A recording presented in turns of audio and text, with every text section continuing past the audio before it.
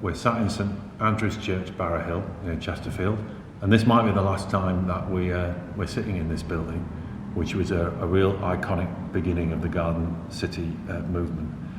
And people ask the question why heritage and why the past was important.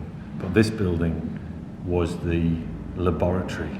This is where Raymond Unwin and Barry Parker and the young people who surrounded them in the 1890s, people who'd been spending time with William Morris, who'd read their Ruskin, who were part of that incredible radical tradition, but above all saw the need to turn some of the worst excesses of industrialisation into a hopeful future for ordinary working people.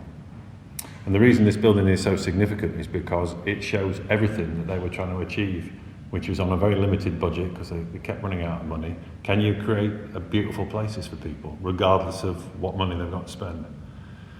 So you have to think about that.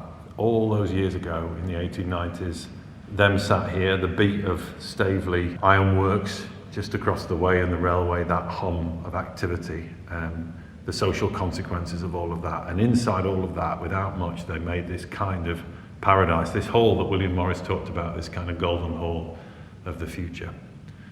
And so we're sat here with some of the people who've been so committed to keeping it alive at a point where it's closed and it might be sold off, and it's like running out of a burning building trying to save what you can.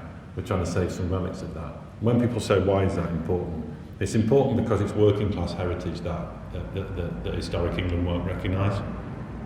On why they won't list this building is one of the great tragedies of heritage in Derbyshire.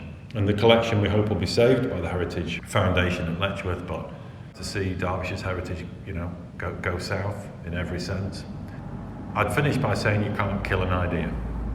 The ideas that they formulated in this laboratory, this hopeful laboratory, made a massive difference to the world, and they'll go on making a massive difference. But it is a tragedy that you can't respect and celebrate the things that they made.